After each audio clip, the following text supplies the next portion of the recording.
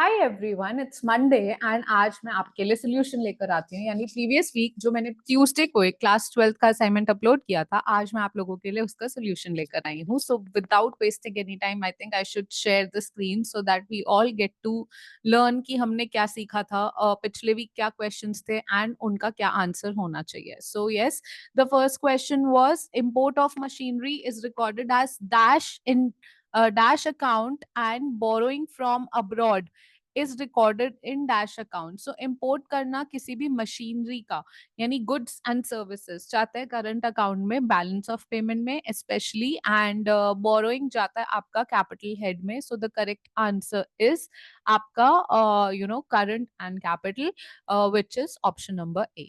Then let's move on to the second question. Second question reason and assertion question है, और reason और assertion question पूछ रहा है कि increase lending to abroad is recorded on the debit side of capital account। यानी अगर आप lend करेंगे, what comes in is in credit and what goes out is in debit, और आपने lend किया है abroad में। so of course ये चीज सही है कि yes, ये चीज लेंडिंग आपने पैसे दिए हैं तो डेबिट साइड में जाएगा, एंड क्योंकि लोन दिया है या लेंड किया है तो वो कैपिटल अकाउंट में जाएगा।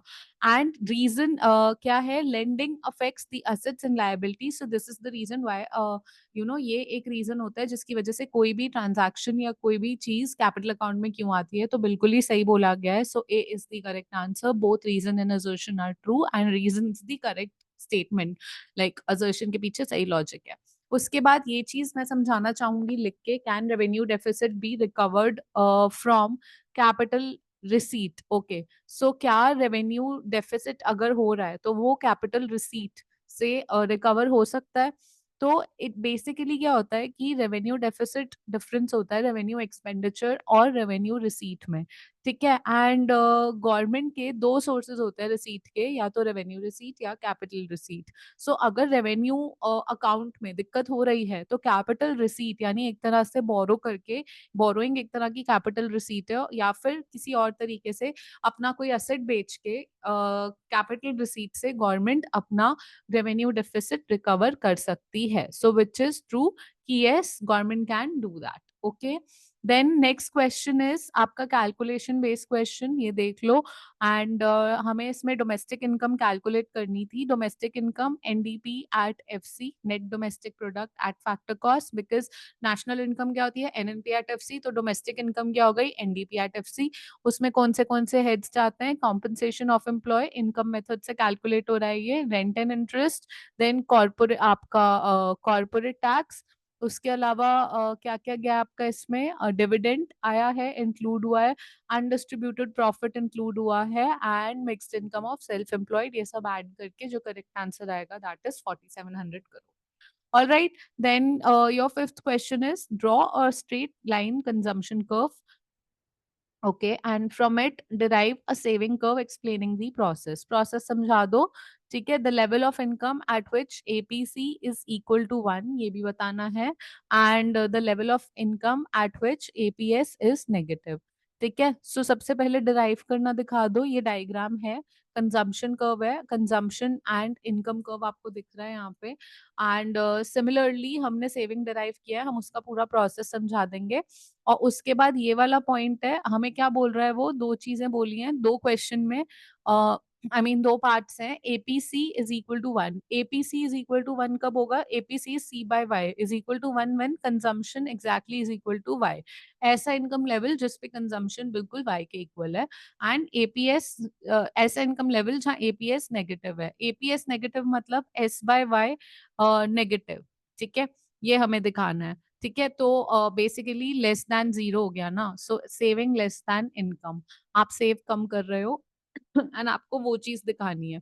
Okay, so C is equal to Y break even point भी होता है जब एपीसी इज इक्वल टू 1 होता है, एंड ये वाला वो पॉइंट है, ये आपका वाई है, ये सी है, तो ये इनकम लेवल है जहाँ पे आपका जो सेविंग है that is zero, and C is equal to Y. Okay, so ये वाला पॉइंट होता है, और ऐसे ही हम डेरिवेशन में भी दिखाते हैं, पूरा डेरिवेशन का प्रोसेस यहाँ पे समझाया हुआ है। Okay, so you can give it a read, basically वही इंपॉर्टेंट है। एंड एपीएस नेगेटिव है at any point before okay level of income, okay level of income of course ये वाला इनकम, क्योंकि यहाँ पर देखो इस पूरे डायग्राम में I use an eraser and show you, ठीक है। सो हाइलाइटर से शो करती हूँ, हाइलाइटर से हमें ये पता चल रहा है कि यहाँ इस इनकम लेवल तक ये जो हिस्सा है यहाँ तक कंजम्पशन बढ़ रही थी, consumption was greater than income, okay. So यानी सेविंग आपकी नेगेटिव थी, तो वो हमें यहाँ पे पता चल रहा है। तो इस लेवल पे सेविंग अगर 0 से कम है या सेविंग आपकी नेगेटिव है, तो आपका एपीएस ऑटोमेटिकली नेगेटिव हो जाता है, okay. Then let's move on to the next question. Investment of foreign assets into domestic structures, equipments and organisation is called as, कोई भी बाहर से इन्वेस्टमेंट आती है उसको हम क्या बोलते हैं, फॉरेन डायरेक्ट इन्वेस्टमेंट। फिर ट्रेडिशनल इंडस्ट्री जो प्रीडोमिनेंट थी इंडिया में before advent of British rule, handicraft industry India में बहुत अच्छी थी। फिर उसके बाद वो बोल रहा है वर्ल्ड बैंक ने अपनी रीसेंट रिपोर्ट में कहा है कि India should make transition to a knowledge economy. इसके लिए 3 एसेंशियल चीजें क्या हैं, बिकॉज ये 3 मार्कर है। सो इसके लिए एसेंशियल चीजें हैं man power of skilled workers, इसीलिए इंडिया इतना स्किल पे फोकस कर रही है, वोकेशनल ट्रेनिंग पे फोकस कर रही है। वेल फंक्शनिंग डेमोक्रेसी, एंड क्योंकि डेमोक्रेसी बहुत इंपॉर्टेंट है, and diversified science and technology infrastructure, ठीक है। ये 3 चीजें हैं। इसके बाद name apex body in rural financing system, और उसके फीचर बताओ। नाबार्ड है वो एपेक्स बॉडी, एंड उसके फीचर्स यहाँ पे लिखे हैं, you should know the features, 3 marker में क्वेश्चन आ सकता है, ठीक है। So these are the features and then give the process और progress of Pakistan development strategy. How are the strategy similar to Indian development strategy, 6 marker का है। India की कौन सी चीजें अडॉप्ट करी उन्होंने या कैसे सिमिलर थी, मिक्स्ड इकोनॉमी मॉडल था, इंपोर्ट सब्स्टिट्यूशन पॉलिसी लाए, ग्रीन रेवोल्यूशन लाए, डी नेशनलाइजेशन किया कैपिटल गुड इंडस्ट्री का, ठीक है। फेवरेबल एनवायरनमेंट रही फॉरेन इन्वेस्टमेंट की, फाइनेंशियल सपोर्ट आया वेस्ट नेशन से, रेमिटेंसेज आई मिडिल ईस्ट से, एंड बहुत सारे पाकिस्तानी मिडिल ईस्ट गए जहाँ पे रेमिटेंस क्या होता है कि बेसिकली आप अपने घर के यंग बच्चे हो, आप बाहर चले गए फॉरेन कंट्री में और वहां से अपने पेरेंट्स के लिए पैसा भेज रहे हो, तो वो रेमिटेंस हो गई। तो ऐसे ही पाकिस्तान को काफी रेमिटेंसेज आई, इसी के साथ साथ incentives to private sector, okay. So these are the things.